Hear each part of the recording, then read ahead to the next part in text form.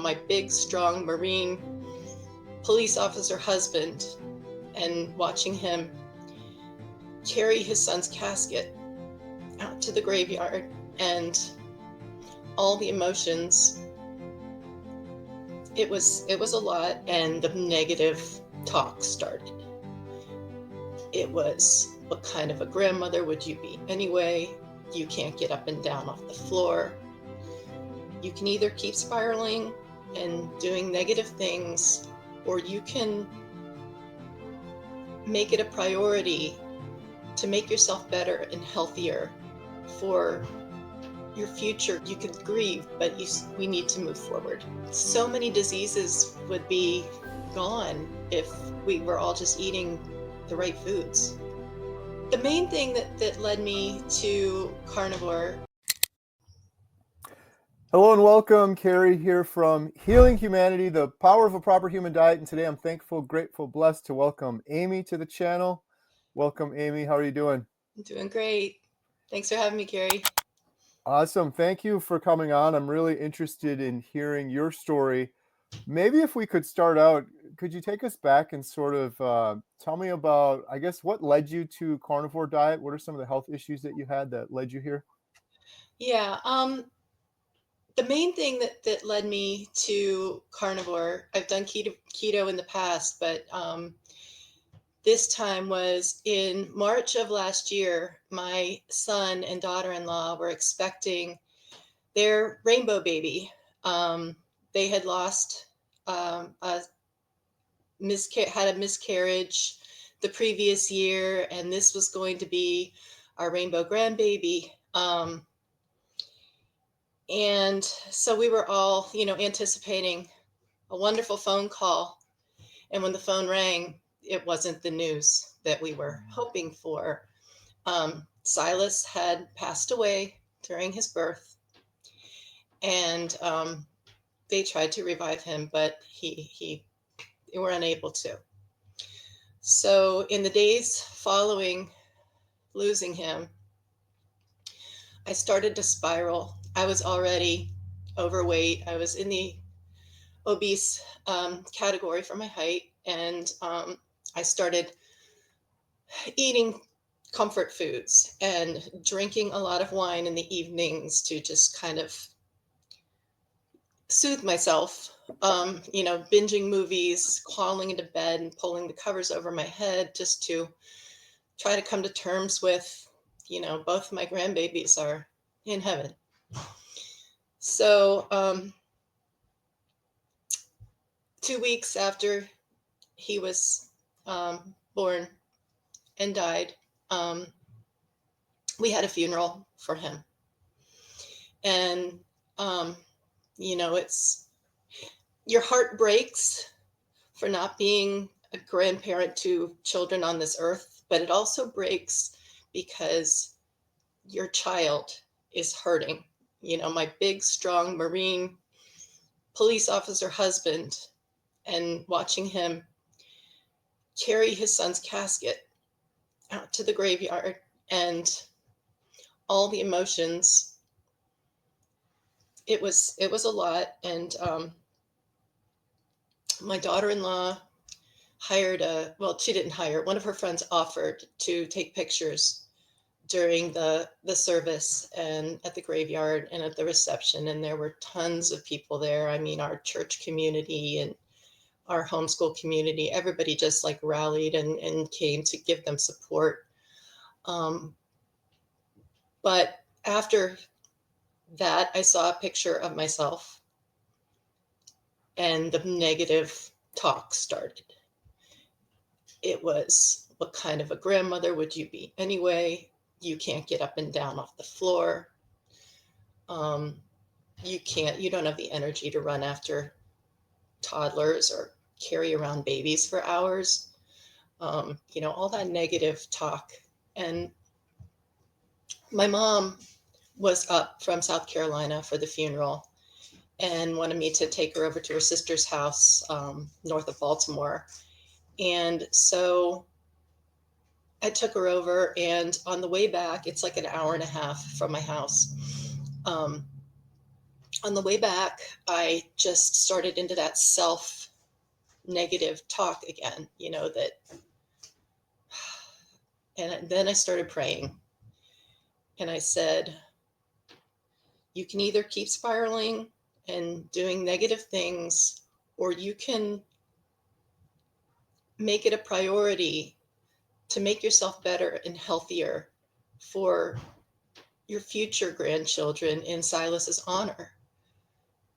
And that day I got home and I started, looking back at what had I done in the past to make myself better, to make myself healthier, and came across a couple things from Dr. Eric Westman, which about 10 years ago, a friend of mine had given me his, I think it's called Page 4, where he did from his Duke University obesity clinic. And so I just used that as like my first, like going back to that, because I kind of knew how to do that because I had lost some weight previously, but of course came back. So started in on that and just tried to get myself in the mindset of, okay, you can grieve, but we need to move forward. We can't just lay in bed. We can't just watch movies and consume things that are unhealthy for us. So yeah, so I started in on that, and probably a few days in, I noticed as I was coming down the stairs in the morning, my knees weren't aching. Like it was already, the inflammation was already starting to leave my body, and I was still coming down one step at a time, but it wasn't hurting as much. And so, things then started progressing to, some weight loss and feeling more energy, feeling like, I was starting to, the emotions were starting to lift a little bit, and I could, do my daily tasks. And yeah, so that's kind of where we started on the journey. And how long ago was that? Today's video is sponsored proudly by ButcherBox. They recently launched a new initiative where you can support your local USA American farmers. Support American farmers with this new US pasture-raised beef from ButcherBox. This is USDA choice meat. Look at this ribeye, it's absolutely fantastic. The cows are never in feedlots. They're pasture-raised, there's no antibiotics, no hormones. You're supporting a local American farmer. I get so many people asking me, how can I do that? Now you can do it with ButcherBox. There's more details, including a really special offer if you use the link in the description below. Thank you so much for watching. Now back to today's video. I started April 10th of last year, so Thursday will be my 1 year eating this way. I went from doing the keto way of eating to then, going down the rabbit hole of YouTube and seeing Dr. Barry, Nisha, her like ketovore way of eating, where she's mostly eating meat, but allowing herself a couple little, like I love pickles, so had a hard time giving up my pickles and coffee, but like it just got more and more, less and less vegetables, more and more on the meat side of things. So then fast forward to May, my daughter on Mother's Day announced that she and my son-in-law were expecting a baby. And, we were all very happy for them. And it was a fine line between, my son and his daughter, and my daughter and her husband. I mean, my son and his wife, my daughter and her husband, that walking the line between being happy, but yet we were still in the midst of grieving Silas. But, we were very happy for them. And her pregnancy progressed pretty normally until about 24 weeks when they sent her to Sinai Medical in Baltimore because there was a complication. And so after that, they put her on modified, um, what would you call it? Modified activity. They don't call it bed rest anymore. When I was pregnant, if you got put on that, it was called bed rest. But nowadays they say like modified activity. They don't want them completely in bed unless absolutely necessary. So from 24 weeks on, I was doing her grocery shopping, her laundry, cleaning her house, doing her dishes because she doesn't have a dishwasher.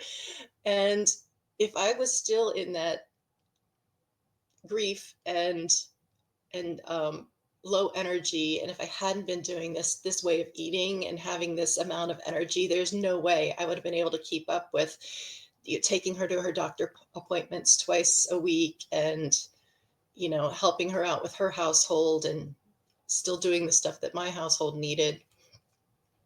And so also around that, like a little bit before that, I had gone to Florida to visit my sister. And this was still at the beginning, like probably right after they announced they were pregnant, like end of May. Um, I went to my sister's. I was still, overweight. I hadn't lost a lot of weight yet. And between the flight, my weight, my varicose veins from 6 pregnancies, and then when we got home, um, we immediately jumped in the car the next morning. We drove 4 hours out to Deep Creek Lake in the western part of Maryland for something with my husband's family.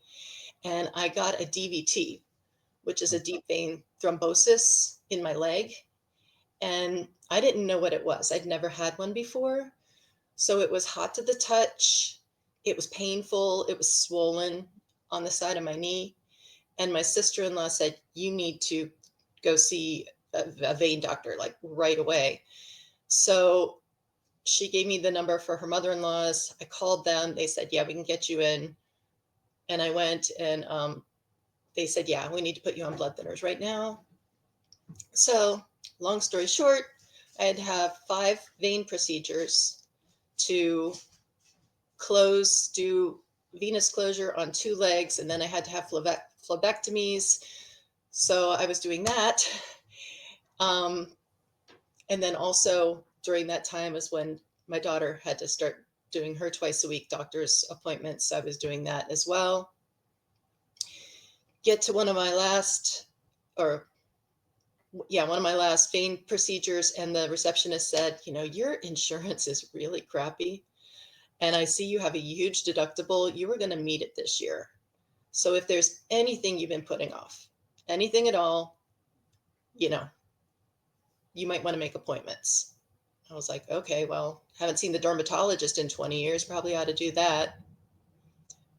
And it turns out I had 2 melanomas, one on my neck, one on my ribs.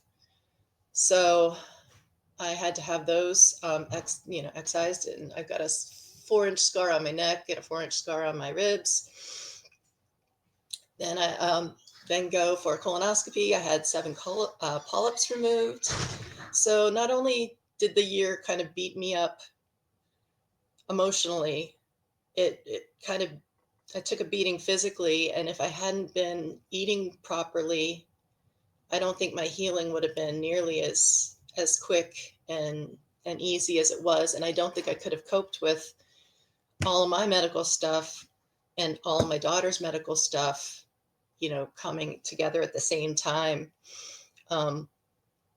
One of the doctor's appointments that I took her to, we were kind of bouncing back and forth between the country hospital that's near us, which is only about 10 minutes from her house, about 20 minutes from my house, to once a week we would also have to drive over to Baltimore, which is like an hour or more away.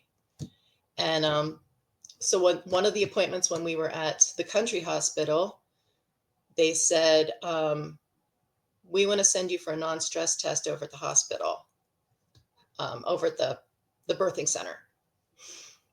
So we went over there. They realized she was in preterm labor. This was at 28 weeks. And they said, we're going to send you by ambulance to Sinai. Just, in case we want you to be, under medical supervision the whole time. And so we got over there, and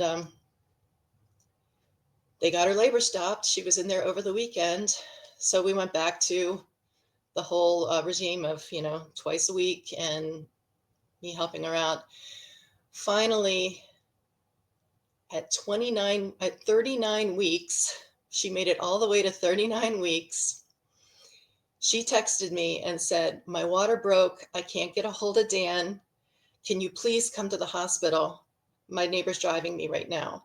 So I got to the hospital, and I was able to help her, coach her, give her, like back pressure, and help her through the birth until her husband got there 8 minutes before the baby was born and took over.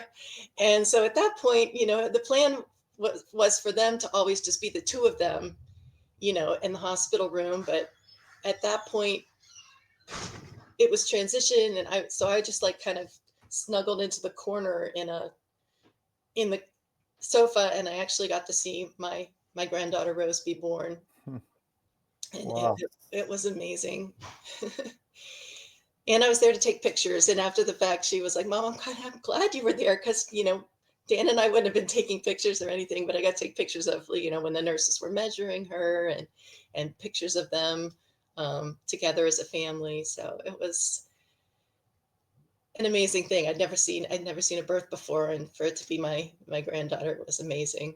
Wow. What a beautiful thing. Yeah. You're giving me flashbacks to rushing to the hospital with our first daughter. It's yeah, it's reminding me of things.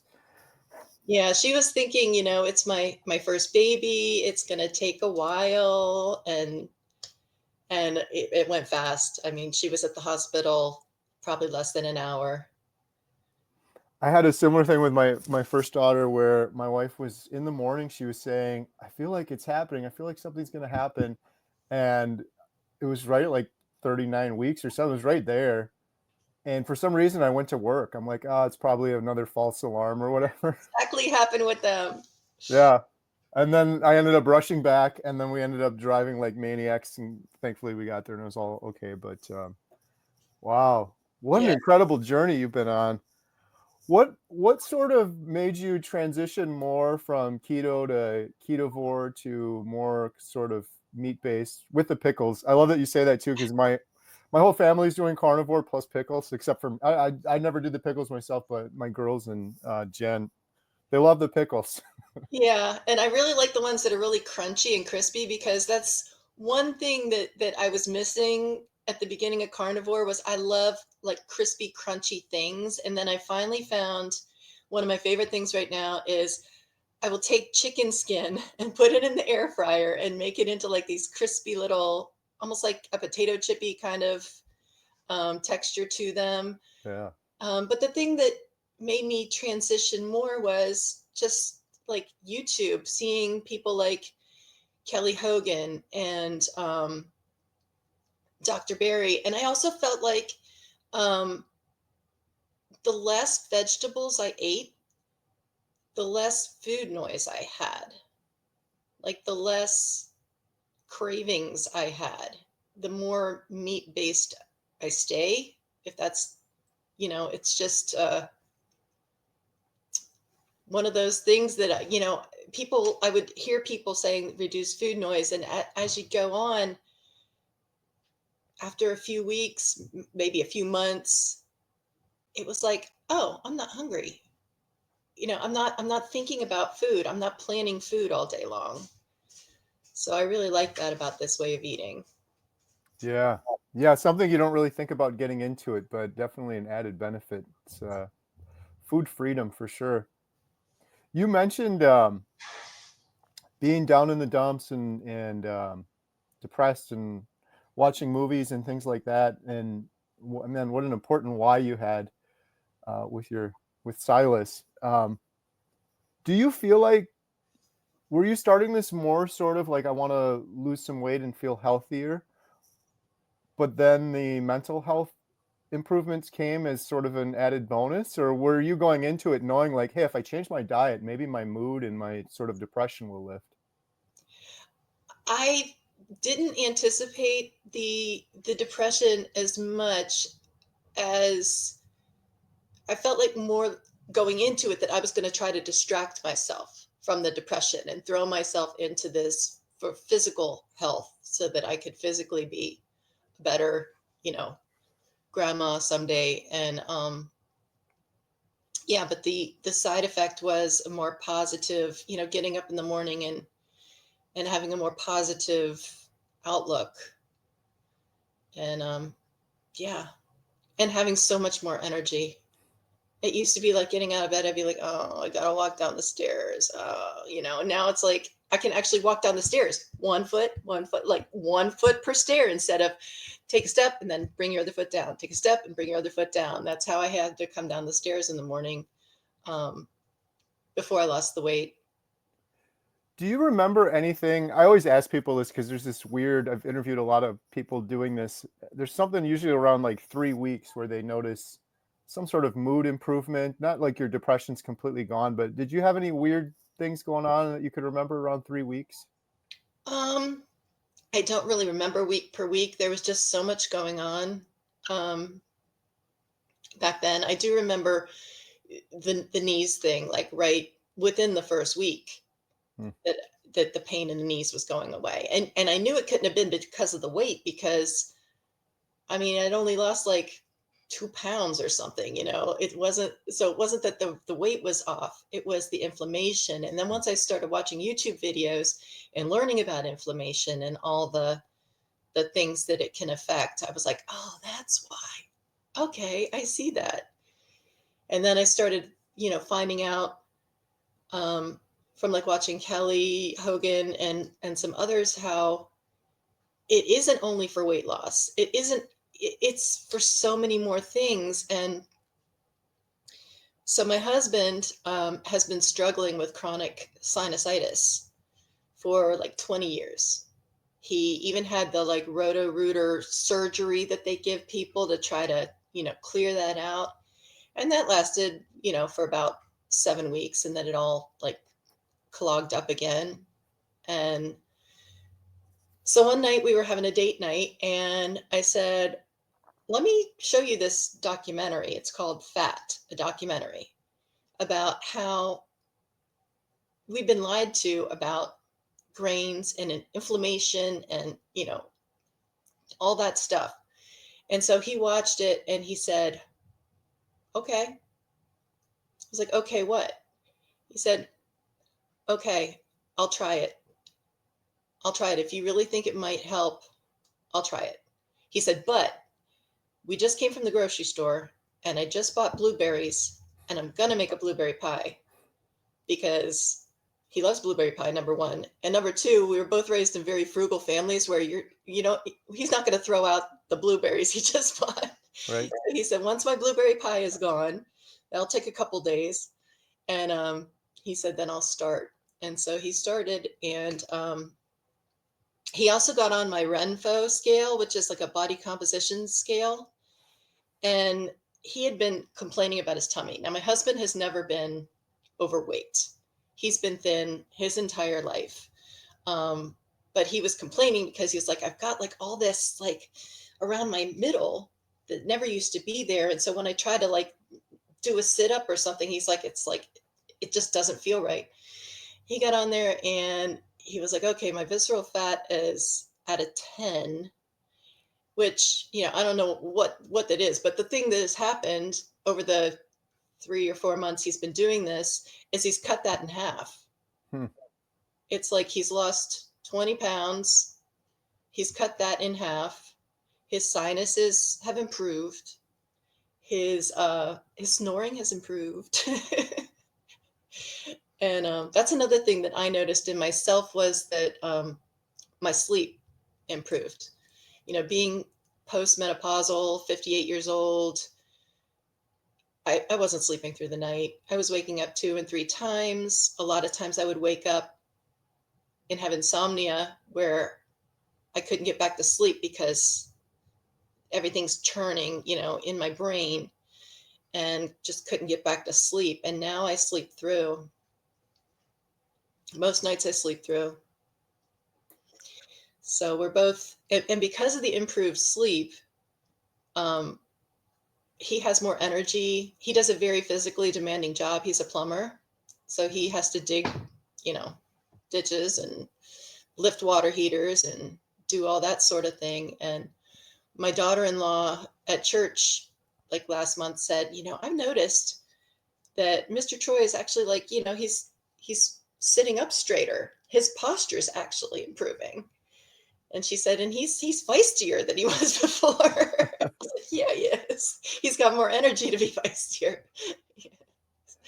So, That's incredible. When you said sinusitis, is that what it was? mm-hmm. I hadn't heard that before, but I have learned from these good doctors, if it ends in itis, it's inflammation. And that's one of the crazy things. Like you mentioned, you learned about this more on YouTube. Me too. I feel like that should be common knowledge for everyone, how bad inflammation is for you, especially when you have inflammation for years and years and decades and decades. It's so many people do. It was the same thing for me. I stopped snoring and I thought the same thing that you said, Amy. I'm like, I haven't lost any weight yet. Like, why am I not snoring anymore? I thought it was my weight. My neck was huge. And then I learned it's just inflammation. My airway was inflamed. That inflammation is like everyone should have that on their radar. Unfortunately, most people I talk to, I don't know what your experience has been about eating carnivore, proper human diet, eating more meat, is you're going to have a heart attack. You're going to clog your arteries. Meanwhile, they're eating Twinkies and donuts and they're just completely inflamed and oblivious to all of it. It's just kind of crazy. Yeah, for sure. Yeah, I know I think because of the year that I had all the physical shocks to my body on top of that losing 70 pounds, my hair started to thin and my hair started falling out. So that's when I was watching a video that Kelly Hogan did with Katie Kelly. I don't know if you know who she is. She goes by a little bit of fit on Instagram, and they were talking about something called reverse dieting, because of like they were talking about how so many women get their calories down so low that there's nowhere to go from there. You can't lose any more weight because you're already at like below what your total daily energy expenditure is. So you can't keep dropping your calories. You can't be down like 800 calories. So I was really intrigued by this reverse dieting, where you just each week you try to raise your calories maybe 50 to 100 calories, and then the next week up, the next week up, the next week up, to get yourself back up to where you're actually at the metabolic burn that you're supposed to be. You haven't, and they said a lot of times it helps with hair regrowth and that sort of thing. So in December, I started doing coaching with Kelly Hogan in one of her coaching groups. And I actually, I actually gained 3 pounds that month, trying to get my calories back up to where they should be. Um, so I was tracking my food, which a lot of carnivores are like, don't track your food, don't track your food. But I thought I was chronically under eating. And so for December, January, and February, I did track my food just to try to keep my calories up, um, so that my hair would regrow and I would try to get to a place where I'm maintaining my weight. Because for years I would yo-yo diet. I would lose 30 pounds, and then as soon as I got to the bottom of losing the 30 pounds, I started going back up again and I would gain 40 pounds. And then I would, lose 30 pounds and then I would gain 40 pounds. So it was like, I want to learn how to maintain. And so yeah, so then in January, I think it was January, yeah. So in January, I lost the 3 pounds that I gained in December, but still maintaining the same amount of calories. And in February, I lost another pound. And then in March, I didn't do coaching with Kelly because it was Silas's 1 year anniversary. Um, my granddaughter Rose was being baptized, and I was holding the reception. My sister had invited me down to Florida again, so I was going to be gone for 10 days. So I thought, you know what? I'm going to concentrate this month on what most carnivore, like a majority of the carnivores think, I think do, and just intuitively eat.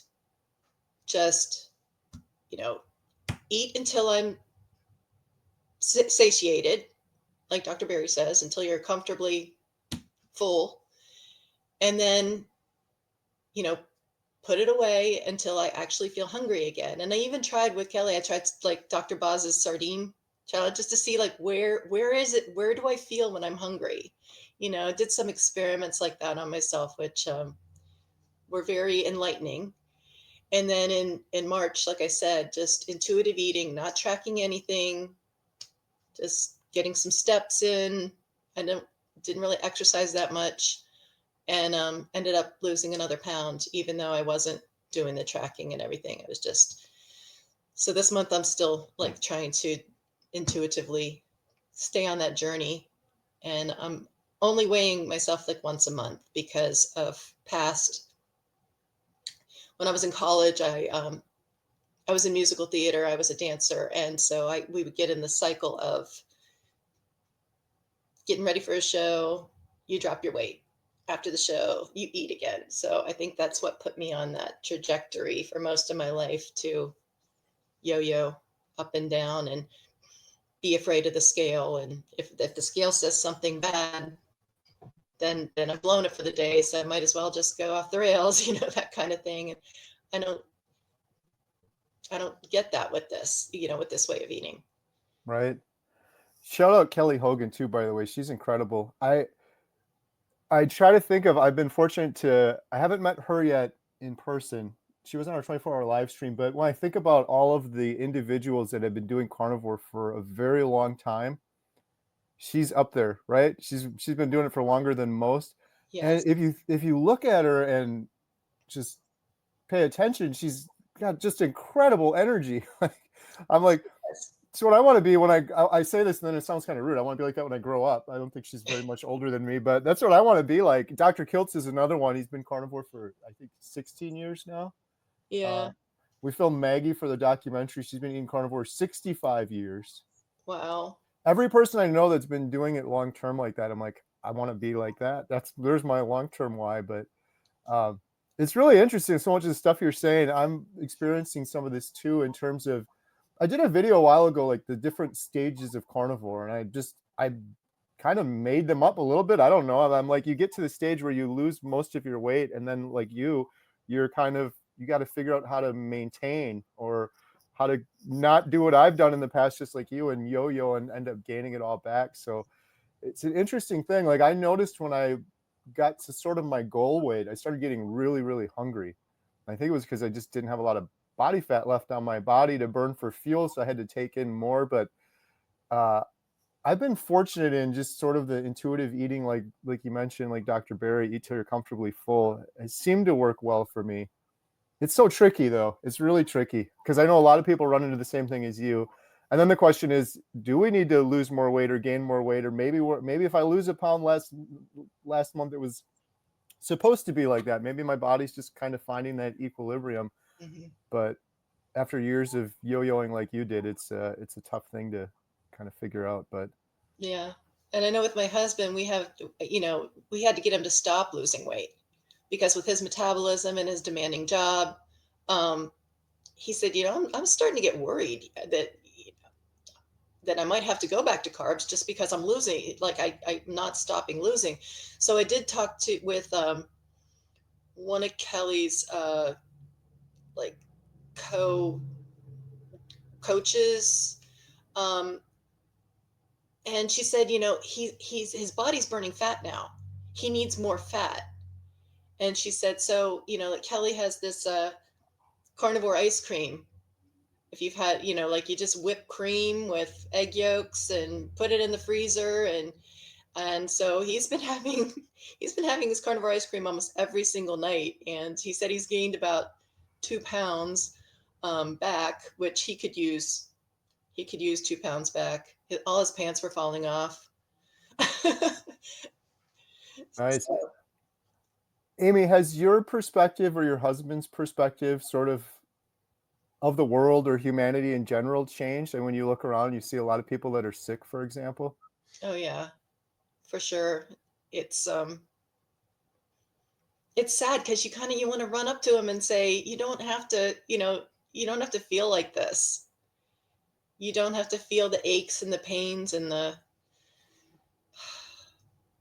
all the things, just knowing that uh, so many diseases would be gone if we were all just eating the right foods. You know, it is a lot to think about. Yeah, so much unnecessary suffering, the hopelessness too. The reason I'm doing the documentary and I'm so passionate about all this is just the mental health part of it.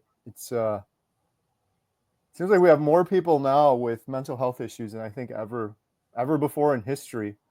And then you see it like you and I do, and you're like, a lot of that's just the food you're eating. It's just nutrition. It's you find this way, and you want other people to find healing. It's a tough thing, but Yeah, for sure.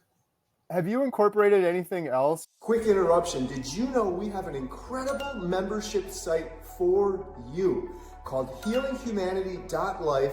We have a special offer going on right now. Learn more at the link in the description. We have courses, we have expert Q&As with the good doctors. We even have a Healing Humanity Heroes Zoom call once a week, highlighting real heroes that will inspire you on a path to healing. The community is wonderful. We're going to be implementing a buddy system so you can be held accountable, recipes, all sorts of great stuff to help you on a path to healing. Learn more at the link in the description below. You know, a lot of people will change their nutrition and then they'll start doing things like cold plunges or exercise or grounding or crazy things like that. Have you done any of those things? I wasn't really, it was basically up until I started doing the coaching with Kelly Hogan, I was just eating ketovore, carnivore, and trying to get 10,000 steps a day.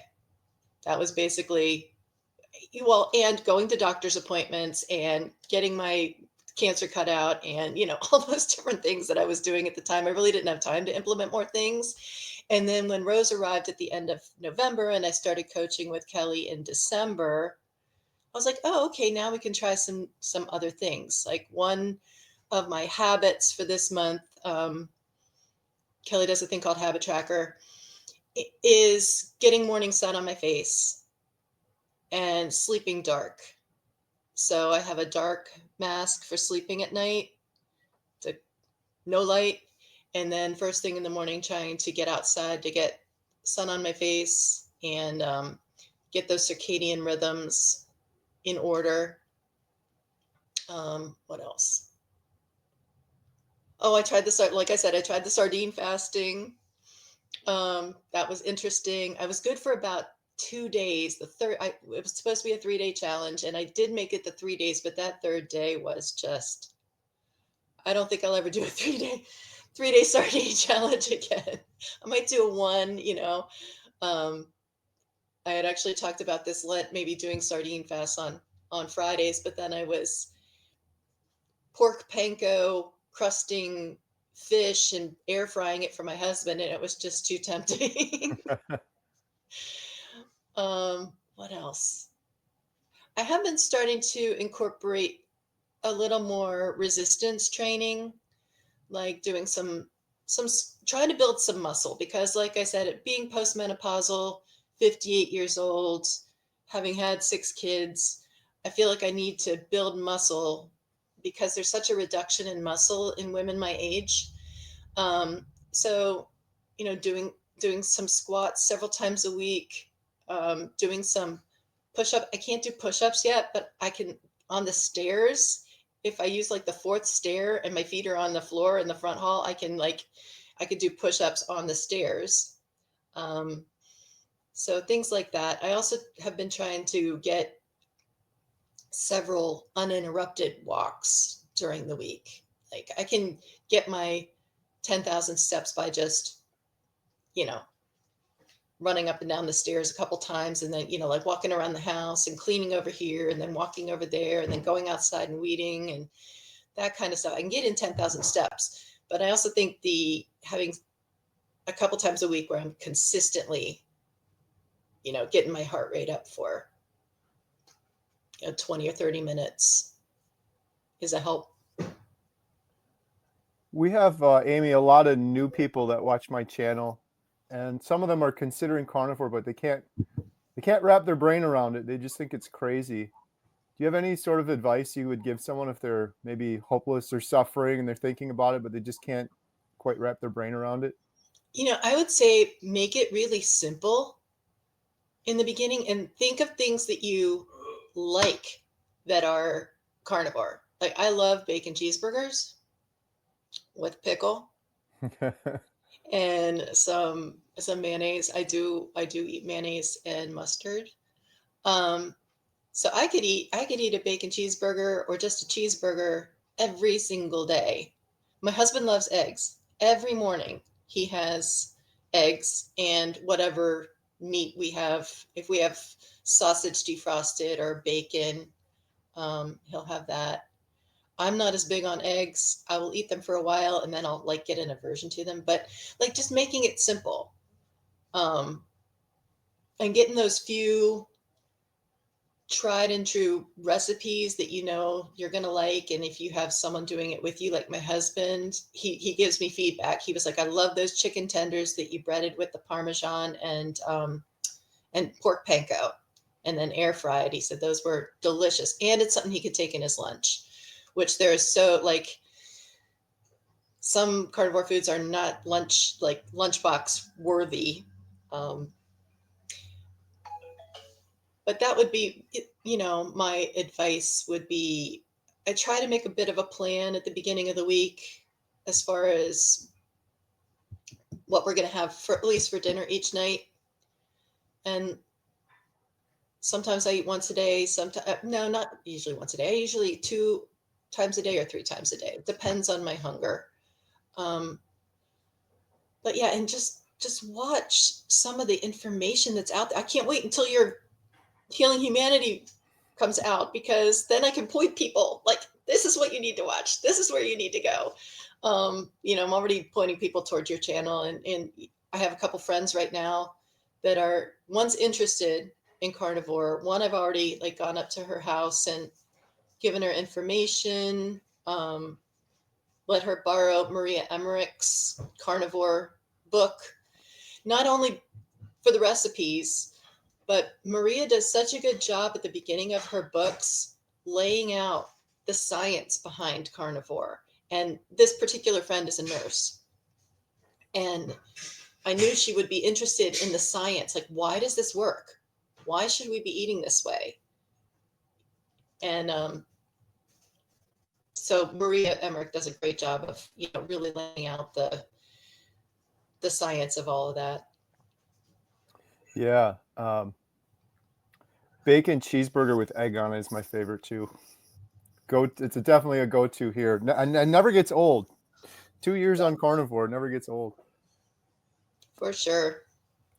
Did you get any pushback or from friends or family when you first started this? Like, this is crazy. What are you doing?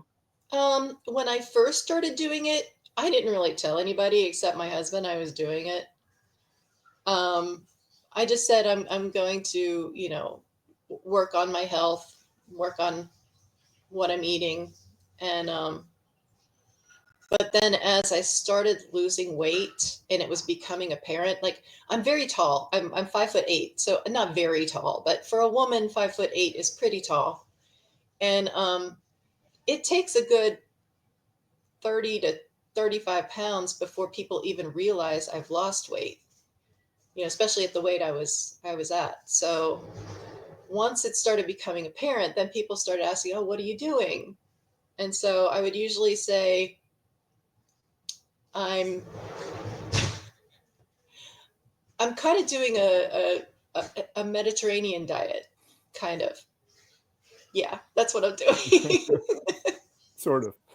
Kind of, sort of, without a lot of the vegetables.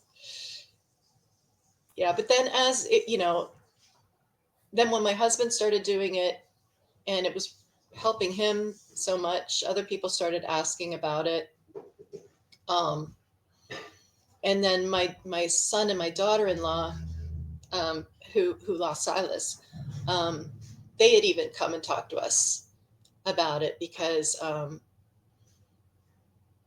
they're cutting out gluten right now and just trying to get healthier for, um, for future babies. And after seeing, I've sent them Dr. Kilt's videos, and to, I just want people to heal. I just want people to heal and be healthy, and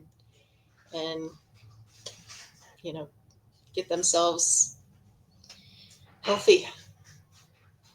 Absolutely. Have you had any doctor visits or like blood work done afterwards?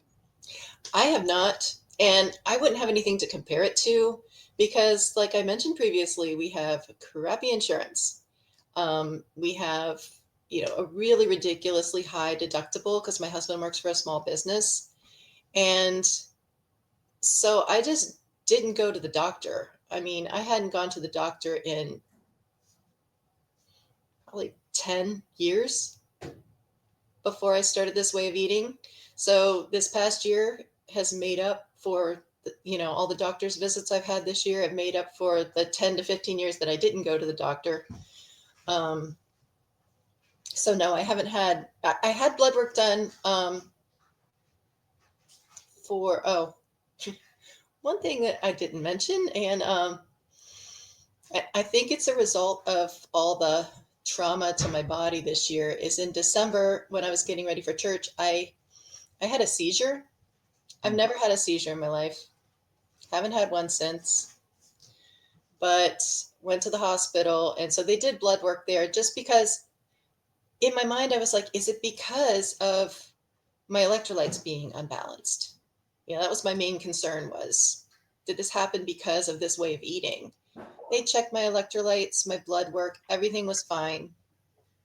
Um, they tried to put me on this seizure medication, and after 2 doses, it was making me nuts. It was making me crazy. So I said, you know what? Keto and carnivore are supposed to be anti-seizure.